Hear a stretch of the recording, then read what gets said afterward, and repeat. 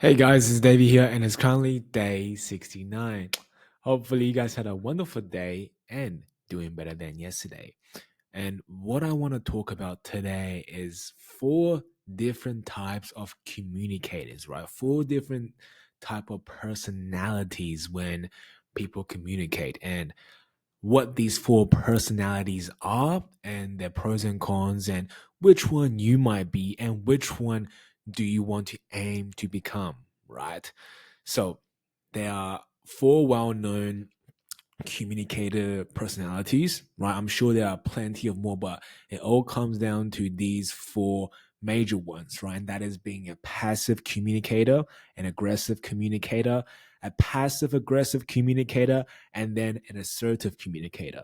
So let's go on one by one and just pretty much give you guys a brief definition of what they kind of are, and my experience of dealing with such people and their pros and cons, and which one you want to aim to become, so you'll be a welcome company around people. People will respect you, and most importantly, you'll be your best self with high self-esteem and amazing confidence. So let's get right into it. First, a passive communicator is someone that's kind of shy, kind of timid. They don't really seek attention because they avoid conflict, right? They may act different during the debate. They might have their own agenda, their own opinion, but when they are challenged by their view, or when other people disagree with them, they will result into agreeing with someone or compromise for them just to avoid conflict or any tension that might arise in the debate. Right? These people are find it hard to say no, right? They find it really hard to say no. That is why they agree with people. It is why they avoid conflict in the first place, right? And you can notice a passive communicator or a passive personality person by their bad posture. They are sometimes easygoing attitude because they like to keep it cool. They don't like to attract attention to them, where it's going to put them in a bad position, right? They have a very soft spoken voice. They're not overly confident. They're kind of on the dim side. You can hardly hear them talk if you're in the back of the room, or sometimes they might just mumble over their word in a shy tone, right? And obviously, these people have a very high apologetic demeanor, right? So they'll say sorry to you just to make sure nothing goes wrong. Now, a passive communicator is someone like me, right? I have been timid for so long now, and at the moment, I am still a bit shy and not really confident in some areas, right? However, that has dramatically improved since my middle school years, and it is definitely a battle we have to continue to fight and improve in order to be more confident, and that only gets better with practice, guys. But for a long time I had been that, and that the most difficult thing for me was really just to say no to people, right? To say no to people was probably the hardest thing I found, being a passive communicator, because obviously I just wanted to avoid conflict. I didn't want any unneeded conflict. And some people might say passive communicators are active listeners, well, people who listen well.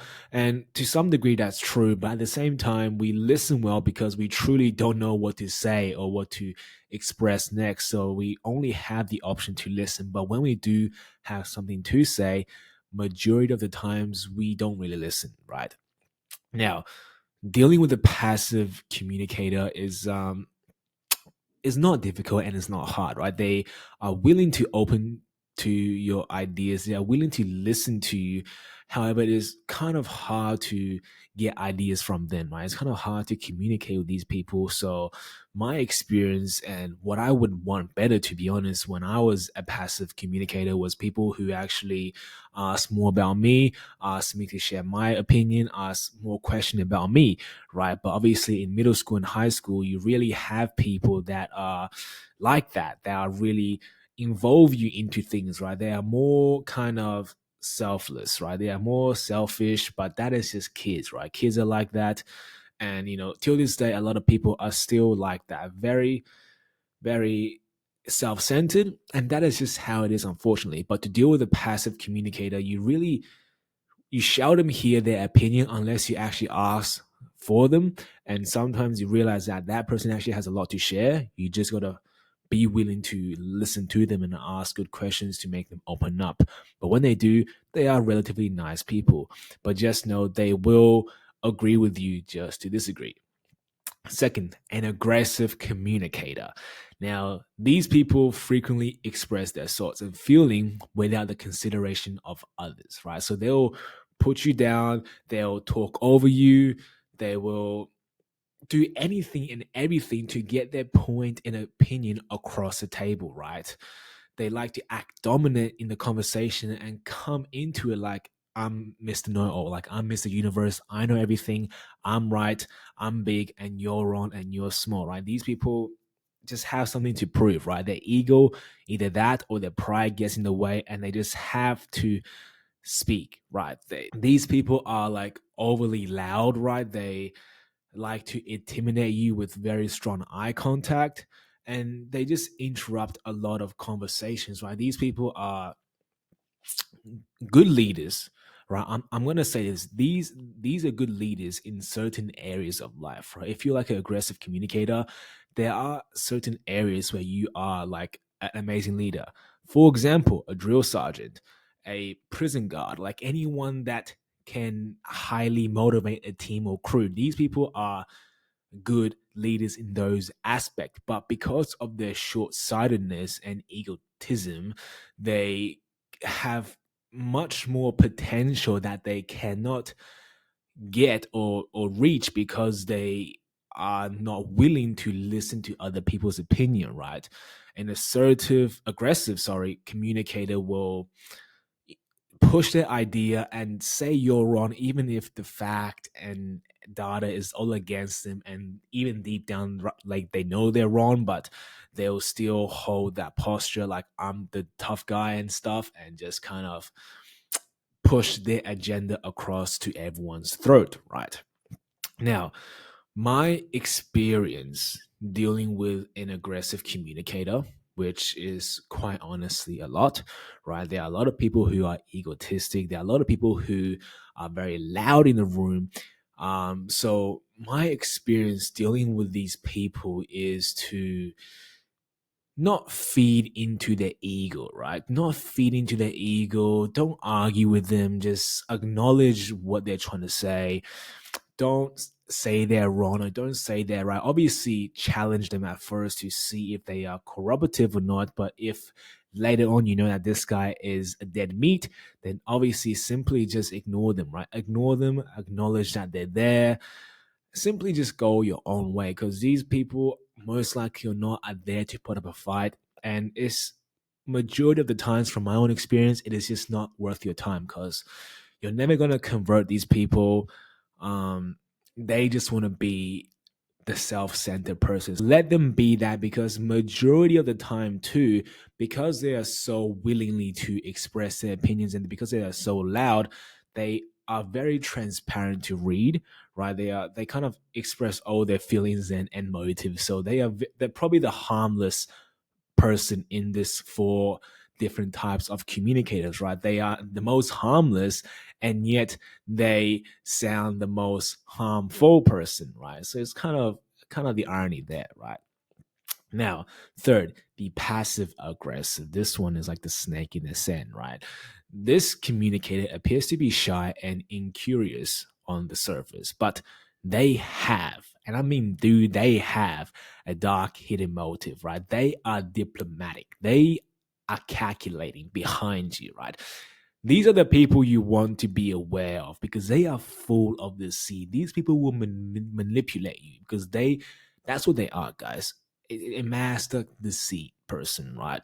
They may agree with you on the most harmless subject and act like your friend. For example, you have a favorite song and they say, "Oh yeah, it is an amazing song," or you like this person, you like this celebrity, and they agree with you on the most harmless and friendly shit, right? And just so to let your guard down, because they have a hidden motive that they want from you, or they want to try and get from you. And so then they're being passive to befriend you, to lower your guard, but then they're aggressive as they bite you like a snake in tall grass, guys. These people are ruthless. They will get what they want, right? And these are the people you want to be aware of, because unlike passive and unlike aggressive, where they're just kind of one sided, whether they are shy or not shy, these people are, you just can't tell, right? These people are the people who wear masks. They will smile when deep down inside they are hurt, right? They they are delusional. They exhibiting denial. They mutter. They practice sarcasm. You just cannot tell with these people, right? So my advice going with these people from my experience is just cut the crap, guys. Be straightforward with them.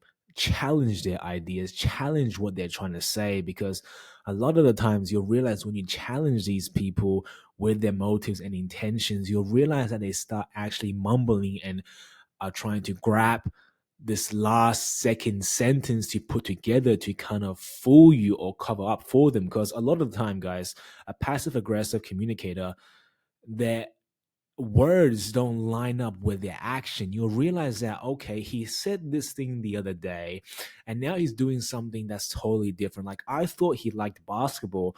Why is he now playing golf? It just doesn't make sense. Or like, he said he's vegan and he's eating meat now. It just doesn't make sense, guys, right? So these people are the people you want to be aware of, but just know they may act very harmless on the surface, and this is why it is so dangerous. Because a lot of people take people at face value. They don't go calculating what people's motives are, and that isn't the way to approach life. Because that is exhausting, and we shouldn't always be skeptical about people's motives and who they truly are, or that we should view that everyone has a different motive or character behind their mask. We shouldn't view people like this. We should have trust. We should allow people to prove themselves and prove them worthy. But because these people have hidden motive, because they want to manipulate us to get something, a lot of the times people get fooled by it, and especially if they are a professional at it. So my advice is always trust people, right? Allow them to be honest, but always challenge them. Don't be gullible, right? Don't just believe everything as they are, right? If someone tells you that they are this and that and you believe them, right? If they told you they are a Dubai prince and you believe them without validating them, then that is your own fault if you got scammed by them, right? You always have to believe someone, but always do your research in the background. And this is the best way to kind of battle with these passive aggressors, because these people are honestly just yeah, deception people. Now, lastly, assertive communicators. Now, these are typically the most respectful and productive type of people, right? That is because they are not afraid to share their thoughts and stand their ground while not doing it in a way that put others down. Now, this is very crucial, guys. Unlike the aggressive person who will push their agenda and hurt others, and unlike the passive person who will agree with people but be wrong themselves, the assertive is like a mix of both worlds, right? They are confident to share what they know is right, but they are doing that in not hurting others' feelings or putting others down, right? So despite what other people think about them, they'll stand their ground indefinitely, right? Matter of fact, assertive people encourages others also to share their opinions, to make them be heard and enjoy the difference of thoughts. And most importantly, they know when to say no, right? Assertive people set their boundaries there and then. They tell you what's right and they tell you what they're gonna accept and what they're not gonna accept, right? They are confident, they have high self esteem, they speak loud and clearly, they have friendly eye contact, not intimidating and not weak. They look at you face to face, they walk tall and broad. Those people and these people are the most welcoming and most respectful people out of all the four communicators, out of all the four personalities, right? Because they represent just the top of the top man or woman, right? Because they are confident and they encourage people who are on the bottom to be confident as them, right? And these people just bring goodwill in general. Now, out of the four communicators we talked about, passive aggressive, and assertive communicator.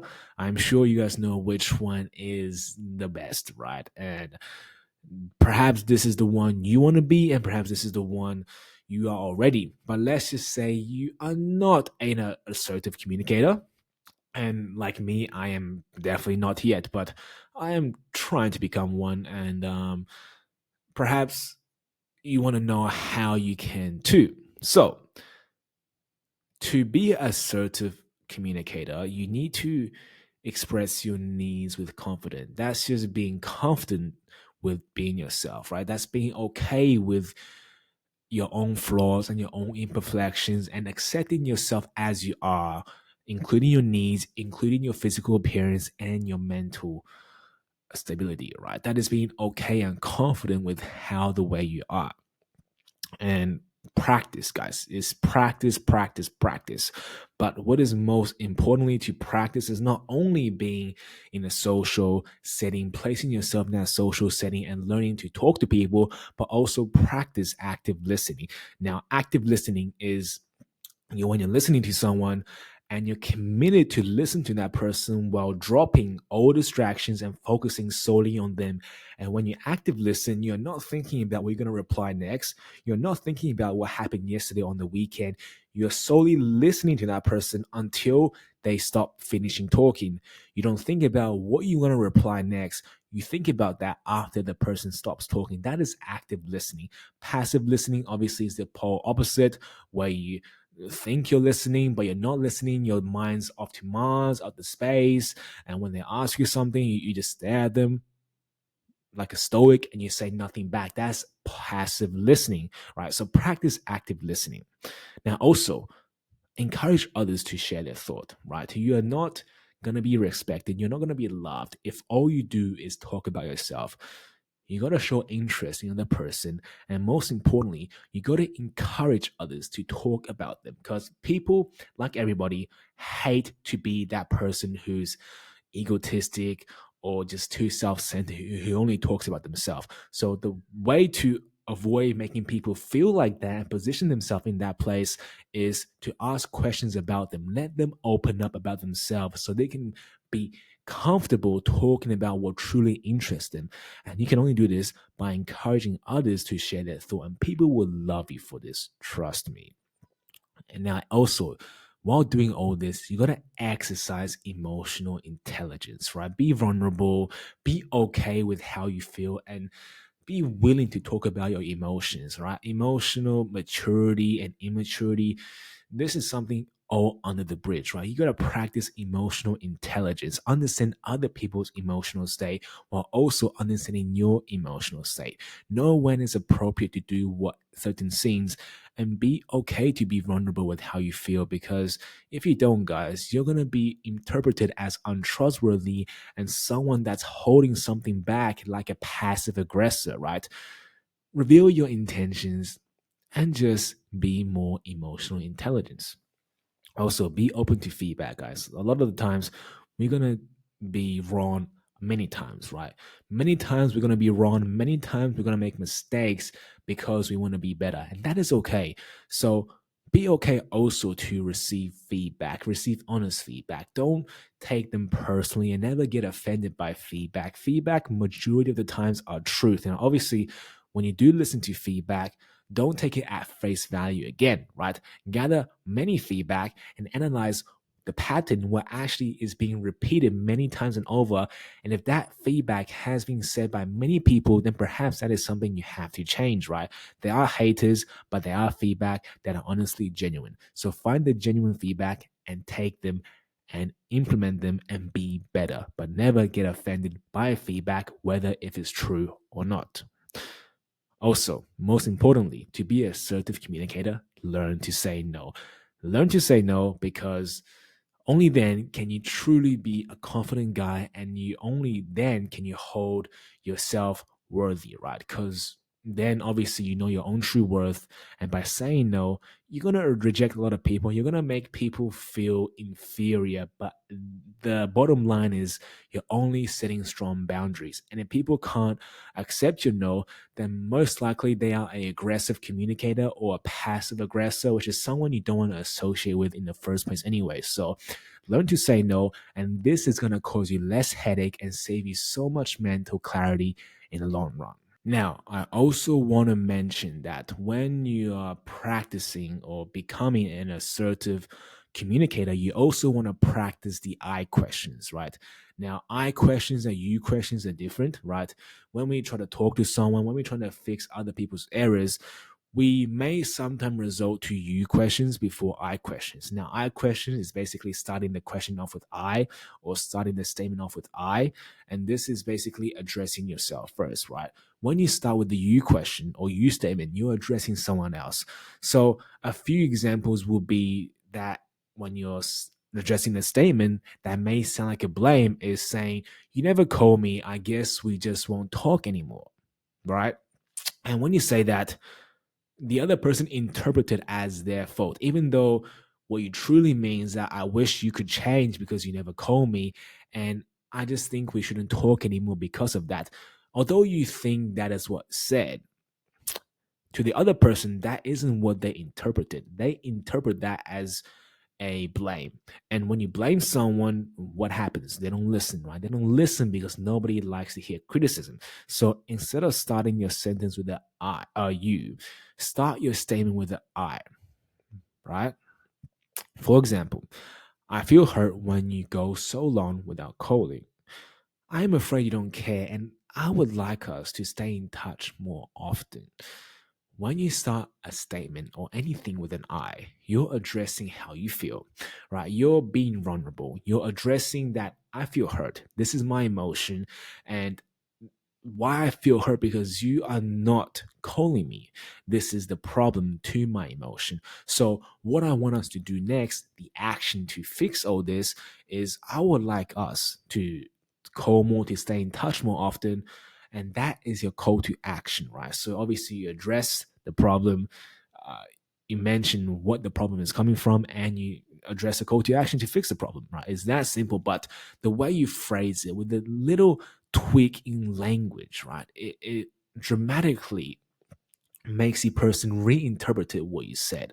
So from a blame, it then turns out to almost a feedback, but like a palatable feedback, right? So never, never, never, or if you can, eliminate any statement by starting with a you, right? Always start with the I. Be vulnerable first yourself, almost like kind of you admitting your own fault first before admitting someone else's. Now, there are other ways to do this, right? Start with the praise before criticism. There are other ways to do this, but next time, if you got to make a statement, if you want someone to change something, always start with I and never start with you, right? Another example will be I feel suspicious when someone tells me one thing, then I find out they are doing another, right? This is, again, avoiding addressing the person, avoiding that saying that it's their fault, right? You want to say how I feel, right? The problem and what I want to do to fix this, right? Instead of saying, you're acting suspicious, so I don't feel good about you, right? You obviously sounds bad on the other person. So always start with the I and things will dramatically change for you. But yeah, that is all I got to say for today, guys. If you haven't already, start being an assertive communicator because you are going to be more welcoming, you're going to be more respected, and most importantly, people will like to be around you and vice versa, right? And it's never too late to just implement the way you talk to people and just kind of be better in your own personalities, right? But that is all I got to say for today. So hopefully you guys found this valuable in any way. But if not, then that's totally fine because I will be here with something tomorrow. See you guys then. Bye bye.